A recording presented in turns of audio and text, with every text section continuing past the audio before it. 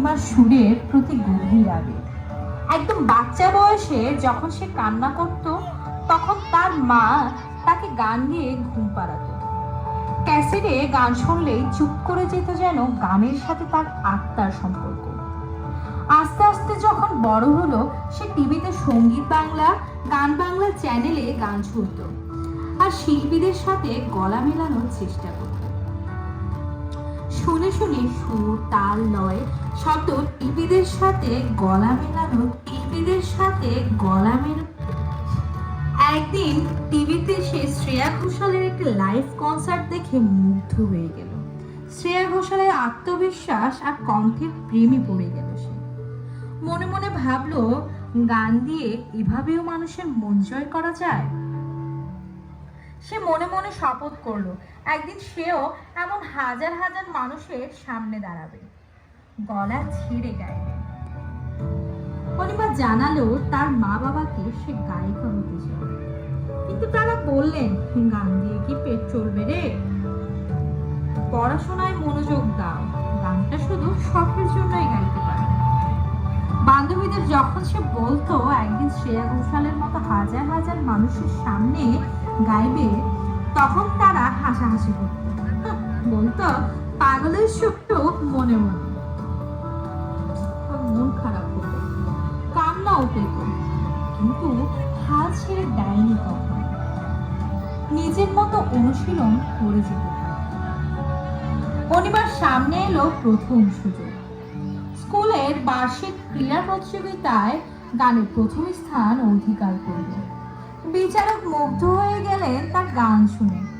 তিনি জানতে চাইলেন সে গান শিখে কিনা। অনিমা জানালো সে নিজের চেষ্টায় শিখেছে। বিচারক মাইকে ঘোষণা করলো অনিমার প্রতিভায় তিনি মুগ্ধ, তিনি তাকে গানের তাল দিলেন। অনিমার এই প্রথম অনুভব হলো যেন সে তার স্বপ্নের দিকে এক ধাপ এগিয়ে গেল। গান শিখতে শুরু করলো। মা বাবাকে বললো একটা হারমোনিয়াম বানিয়ে দিতে।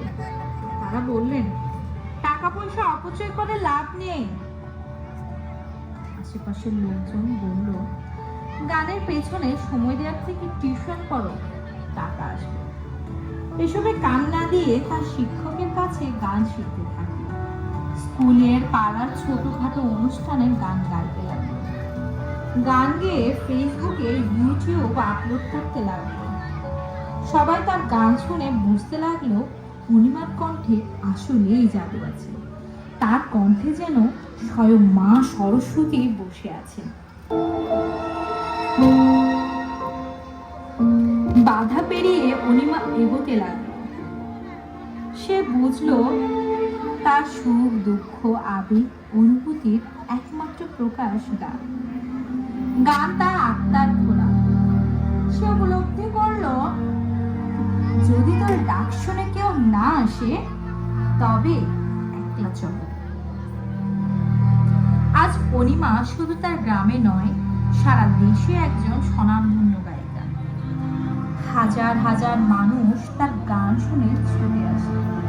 তারা যাকে নিয়ে সমালোচনা করত, তারাই আজ গর্ব করে বলে, অনিমা তো আমাদের গ্রামের মেয়ে। মনে রেখো, মানুষ হতে হবে তার স্বপ্নের সমান বড়। মানুষের স্বপ্নই তার জীবনের ভিত্তি ও চালিকা শক্তি। স্বপ্ন দেখতে পারা এবং তা পূরণের জন্য চেষ্টা করার মাধ্যমে মানুষ জীবনে বড় হতে পারে।